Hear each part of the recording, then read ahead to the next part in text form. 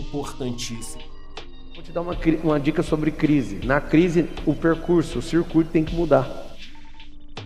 Talvez o mais importante do ano, muita coisa acontecendo, mas tem duas coisas específicas que me preocupam. As pessoas perdem a mão na tempestade.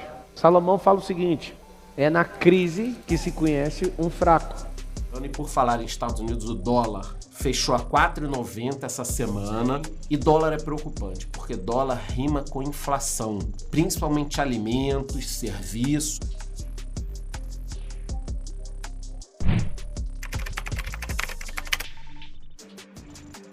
O que você tem que aprender é que todo filho vira pai, todo pai tem um filho, e o normal, se você for alguém próspero se você tiver longevidade, você vai assistir os filhos dos seus filhos.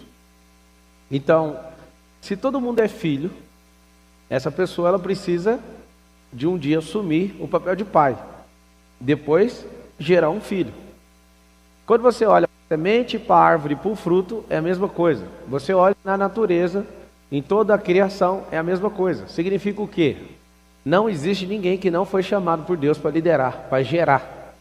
Todos vocês que estão aqui presencialmente falam assim: eu sou gerador. O que significa isso? Ser gerador. As pessoas foram programadas para elas darem certo e não para elas multiplicarem. Elas foram programadas para elas serem queridas. Elas foram programadas para serem aceitas, aprovadas. O significado de paz na vida das pessoas é: se ninguém tem treta comigo, eu estou em paz.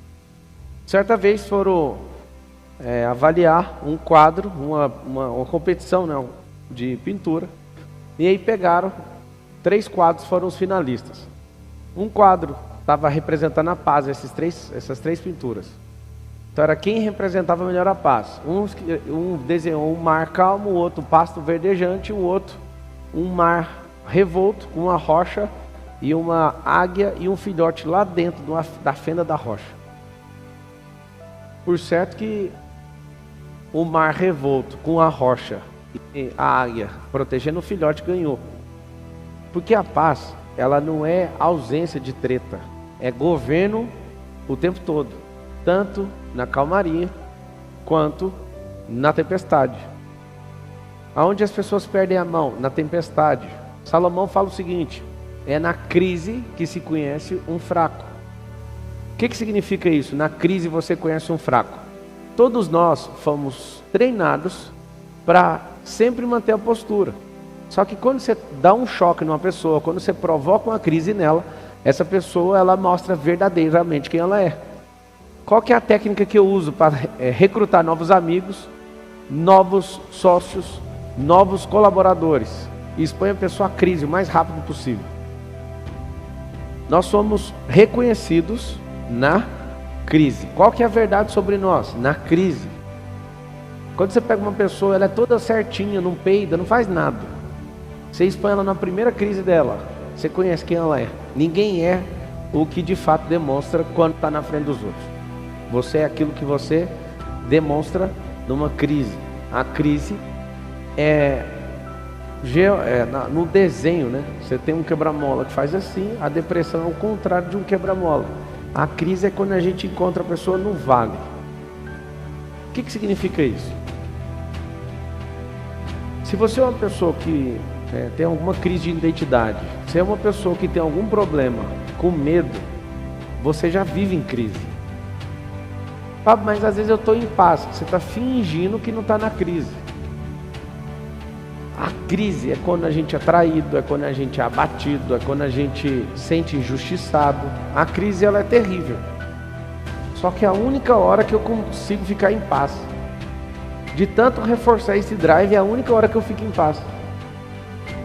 Quando a gente está lá na corrida e fala, vai chover, está com 60% de chance de chover, 80% de chance de chover. Fica todo mundo assim: será que eu ponho um pneu de chuva ou ponho um pneu de pista seca? Você fala, é tão simples, decide qualquer um, depois troca. Trocou na hora errada, acabou a corrida. Não sei se você sabe, mas o pneu de corrida, se você colocar o pneu de chuva e a pista secar bem rápido, ele desintegra, ele descasca rapidão. Não é igual o pneu seu radial de carro, que dá para você andar um ano inteiro com ele. Ele acaba em 10 voltas. Ele é tão macio que se ele for colocado numa pista e ela estiver molhada, ela secar rápido, o pneu inteiro descasca e estoura. É incrível esse pneu. Só que se você colocar o pneu que não é de chuva, o carro vai derrapar igual o quiabo. Então é na crise que conhece um fraco. E eu descobri uma coisa, modelando o Ayrton Senna. Certa vez ele ficou em último lugar no kart. Estava chovendo, ele ficou louco. Na crise o Ayrton conheceu quem era o Ayrton. O que ele fez? Ele estava na casa dele, aqui em São Paulo. Era jovem. Todas as vezes que chovia, todo mundo parava de correr de kart e ir embora. Aonde estava o Ayrton Senna? Lá no kartódromo. O Ayrton ia para o kartódromo treinar na chuva. Eu não tinha passado nenhuma coisa com chuva, não tive ninguém falando se é ruim, se é bom, não tive nenhum medo, nenhum receio. Mas só de ficar caçando tudo do Ayrton, só para você ter uma ideia, eu tenho os documentos do Ayrton Senna. Tudo, as carteirinhas, tudo que você imaginar do Ayrton Senna eu fui atrás. Pablo, você é um fã dele? Acredite, não. Mas como ele é uma máquina, ele conseguiu ver coisas que nenhum piloto viu, eu falei, eu tenho que caçar a frequência dele para entender o que ele viu. E eu vou te contar, eu peguei tudo que você imaginar do Ayrton Senna. Como eu não tive problema, não bati, não tinha medo, nada em relação à chuva, eu peguei o código dele, ele ficou muito bom. Quando você está correndo, o lugar onde os pneus passam sempre é o mesmo, fica um borrachão lá. Na chuva, mesmo com o pneu de chuva, você não pode passar no mesmo traçado. Então vou te dar uma dica sobre crise. Na crise, o percurso, o circuito tem que mudar. O mais interessante é que o traçado, a pista é igual, mas o traçado é diferente. Você freia em um lugar diferente, tem que usar pneu diferente, temperatura diferente, tudo diferente. Eu estudei tanto isso que na minha primeira corrida na chuva eu estava divertindo, e só que me incomodou. Eu olhava para o lado, estava todo mundo preocupado. Por que preocupado? Porque a maioria corre com medo de não bater carro. Você vai andar feliz, você vai bater o carro. Eu lembro de pôr várias pressões atrás do Nésio Monteiro. E essas pressões que eu coloquei no Nésio Monteiro, ele deixava passar porque ele não suportava a pressão. Às vezes ele saía da pista. Ele falou, mano, para com isso. Eu falei, vamos, eu estou fazendo isso para descobrir o que medo que você tem. Ele falou, meu medo é de gastar 50 mil na batida. Aí eu falei, então você não pode ser piloto de carro. Se você pilotar com medo disso, você não vai conseguir nunca chegar no pódio. Você não vai chegar. Pode ficar em paz. Aí, então vamos destravar isso. Quando ele perdeu o medo de bater, você vê o tanto que ele ficou agressivo.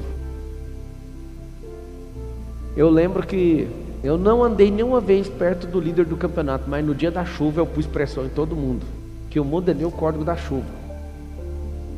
É na crise que você conhece uma pessoa fraca. Então não espera chegar a crise, anota aí, eu vou treinar a crise. O que eu vou fazer? Aperta o botão do transbordo aí, vocês que estão assistindo. Eu vou prever a crise, eu vou treinar a crise, eu vou forçar a crise. Olha o que eu falei. Eu vou prever, na verdade eu vou antever, eu vou treinar e eu vou forçar a vinda dela. Tem como reinar em tempos de crise. O que você tem que trabalhar o mais rápido na sua vida é largar de ter esses medinhos que são emocionais. O único medo que você tem na vida de verdade é um medo de morte. Quando você é cristão, verdadeiramente, a única coisa que você não pode ter medo é de morrer. Eu te garanto, você vai anotar esse código. Quem não tem medo de morrer, não tem medo de mais nada. Porque todos os medos, eles têm uma conexão, e a raiz de todos os medos é a morte. Ah, eu tenho medo de cair porque machuca, faz isso, morre. Eu tenho medo de abrir empresa, tenho medo porque senão vai ter que pagar a conta, perder a casa, morar debaixo da ponte, não sei o que, morre. Toda a raiz de todo medo, fala com a boca assim, ó, a raiz de todo medo é a morte. E aí o que acontece? Pra você ficar vivo, você abre mão de governar, só que aí você já morreu. O que é o grande lance? Vou te contar uma história bíblica aqui hoje que mexe muito comigo. Quando você morre de medo de crise, você não vê guerra nenhuma, porque toda guerra é uma crise. Uma boa dica que eu te dou, você que é general do reino, não entre em guerra que não é sua. Gasta energia, gasta munição, faz tudo errado, tudo por causa de ego. Pega aquilo que faz sentido no seu coração e aplica energia naquilo que não faz, tira o batalhão. Inclusive no casamento, te dá um código de casamento. Quando eu tive discernimento disso, Eu olhei pra Carol e falei, mano, mas por que a gente briga? Nós vamos fazer 13 anos de casado. A gente não briga mais. Muitos anos. Que um dia eu tive discernimento, alguns anos atrás. Falei, Carol, você percebeu que toda vez a gente briga porque a gente não resolveu ontem, aí hoje a gente tá brigando porque a gente deixou por orgulho, alguma coisa? Nós não vamos mais dormir sem resolver. Aí beleza. Quando eu vi as próximas brigas, nenhuma mais tinha vindo do dia anterior, era tudo no mesmo dia. Eu falei, mas não parou de brigar ainda. O que eu consegui foi não alongar a briga, então vamos resolver ela rápido. Mas quando eu peguei esse código aqui, as brigas acabaram.